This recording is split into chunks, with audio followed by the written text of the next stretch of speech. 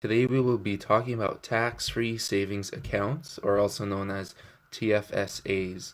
Now, I watched last video several times over and I realized I didn't sound very excited or enthused about finance or business, but I love it. It means a lot to me. I've spent a lot of time researching it and learning about it on my own time, and I'm also going to school for finance, and so it's a very exciting topic for me. I know not everyone shares that passion, but nonetheless, we can get into it today. So I have to cover a couple things before I say what the tax-free savings account is, so it makes sense.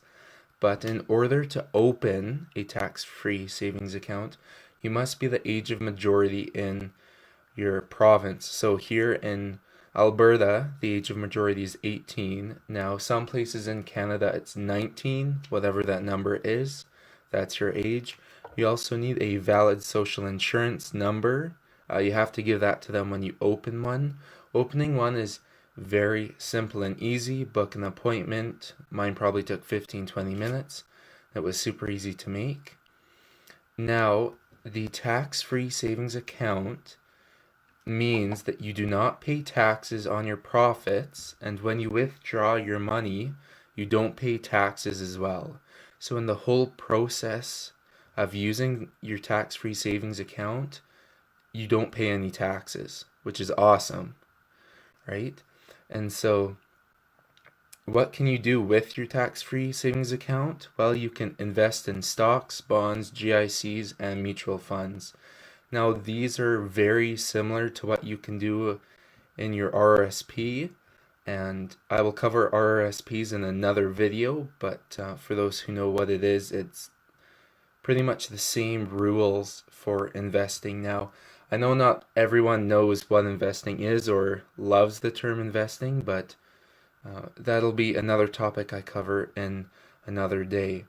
Now, with the tax-free savings account, you have what's called a contribution limit. So you have a limit for each year. Now I've labeled them out here. So through 2009 through 2012, it's $5,000 for each year. Then 2013 through 2015, it's $5,500 for each year. 2015 is 10,000, and then 2016 through 2017 is 5,500 for each year. Now, with your contribution limit, your profits do not count as contribution. So, let's say in 2009, you deposit $5,000, and let's say you make $500 on that $5,000.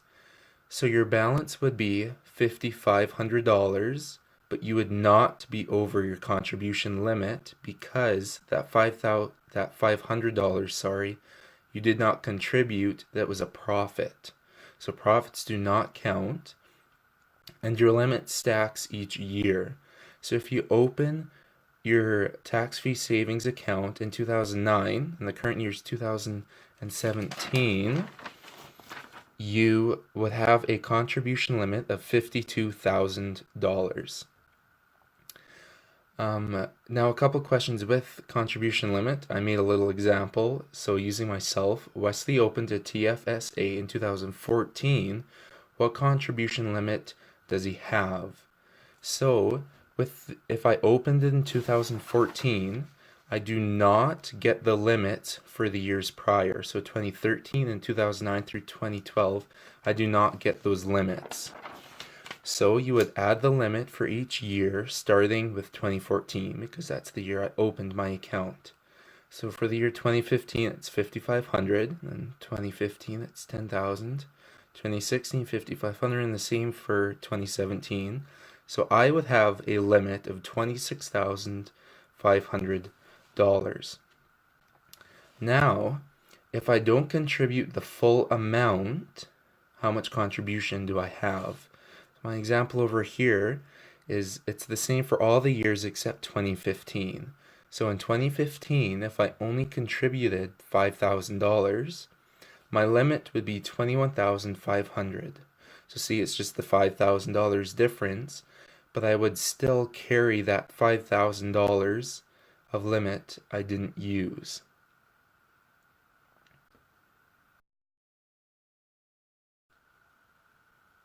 Sorry for cutting out there. I realized I made a mistake. Now, for 2015, since I only contributed half, I would add 5,000, not take away. So my new total, if we added 5,000 to 26, would be 31,500.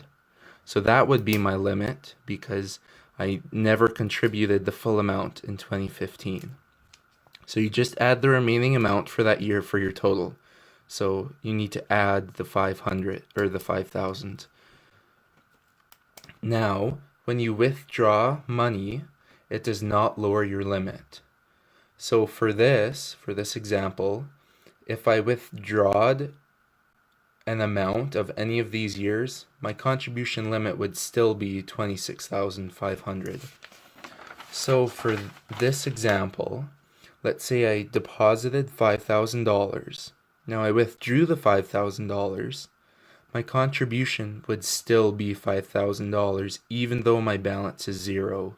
When you withdraw money out of a tax-free savings account, it does not lower your contribution. So the best way to use the full potential of your contribution limit is not to take the money out. Now, of course, at some point you're going to take the money out, but if you take the profits that you make out, contribution limit doesn't change. So if you deposit back the $5,000 that you withdrew, your new contribution limit, your new contribution would be $10,000, yet your balance would only be $5,000. So in essence, you've used $5,000 worth of space that you don't have to make profits. And that is all that I have for a tax-free savings account today. If you liked the video, please leave a comment down below and tell me how I did. I hope this setup kind of works. I kind of had to jimmy rig a tripod to get this angle, and sorry about the lighting. But if you would like a written version of this, I have a blog on my website, www.matterbrain.com, and you can read all of it on the website. And thank you for watching.